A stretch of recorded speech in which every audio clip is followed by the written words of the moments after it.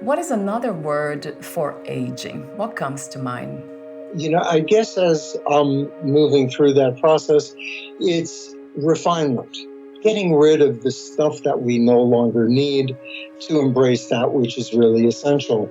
So aging to me is letting go of the stuff that really doesn't work, that bogs me down, that creates attachments. So the title of your book is The 7 Graces of Ageless Aging: How to Die Young as Late in Life as Possible.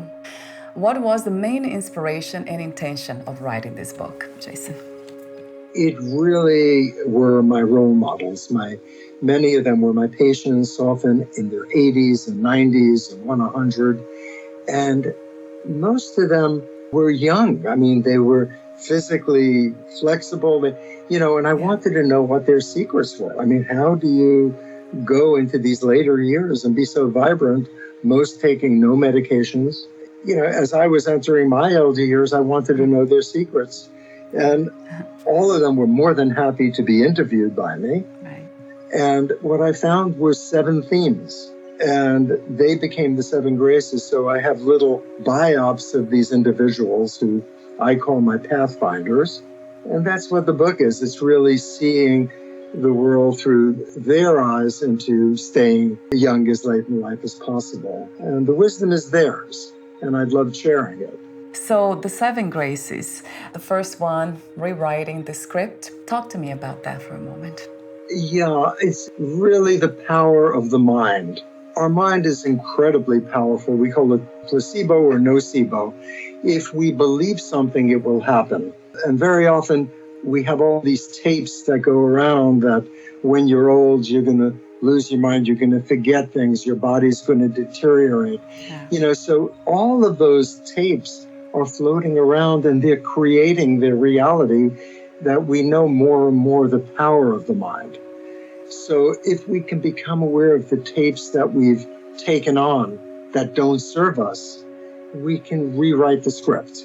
We can change the tapes that as I get older, but like you asked me before, I become more sensitive to my environment. That aging can be reversed to some degree. Eventually, death gets all of us. Yeah. But I look forward to getting older because I don't believe that old age and getting decayed and decrepit go hand in hand. Age comes with blossoming. Age comes with becoming more who we are. So that's changing the script. So true. And we see that in so many ancient cultures that the elders are considered the wise ones. And our culture has really denigrated aging. They want to put you in homes. And it's such a horrible concept. And we buy it. Right. Like retirement. Right. When you retire, you're retired. It means you're useless. And these things kill us, literally. Right. So we need to change those tapes. And the second grace, I call it, which it is, finding your tribe. This is something that I usually, when I think about relationships, I love them. I love relationships because we can learn so much. And the bond and the feeling of belonging is just incredibly healthy for the body. And good relationships, of course, as you say. Yeah.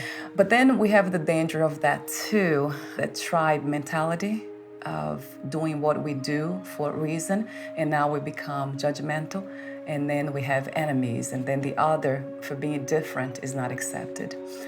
Talk to me about what is to find our tribe in a healthy way.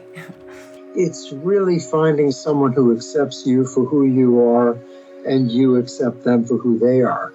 So sometimes people are incredibly blessed to be born into a family where they're loved for who they are. Yeah. But when there are expectations laid upon us for me to be good or to be, accepted, I need to have certain beliefs, and I have to kind of mutate who I am to be accepted in the tribe, then that becomes very negative. We need to find a group of people. It could be one person, one other person as a tribe. Tribes can be acquired as well as born into.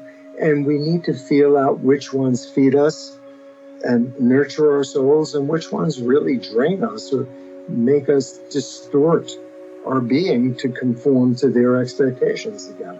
Yeah. So, and it's really finding that. You're blessed if you have both. I love the number 4, grace, awakening joy through simplicity and humor. Yeah, I have to say that's one of my favorites. Yes, I love that one too. Seriousness is a disease. Yes. You can't be serious in the moment. Seriousness is looking at the past and projecting possible past into possible futures. Yeah. You know, it's really, when you're in the moment, life is simple. What is, is. And in laughter, we let go of our baggage. So a person that really changed my life, who became one of my pathfinders, was Dan Klein, who wrote a book that changed my life called Travels with Epicurus. And he went to Greece rather than having his mouth redone when he was 70 years old to figure, okay, what is life about? And he loved Epicurus, the philosopher. And Epicurus said, you know, life is about happiness, but not about happiness that isn't lasting. It's about being able to be happy with simple things that last. If you're attached to a particular type of food and you can't get it, you're unhappy that you can't get it. Right. So the old saying is, you know, if you want to be happy, learn to love lentils. You can always get that. True. You know, yeah. And, you know, getting rid of a lot of the stuff that bogs us down, it just feels very freeing. So I'll tell you a good joke. Yes, I love that. I love that idea.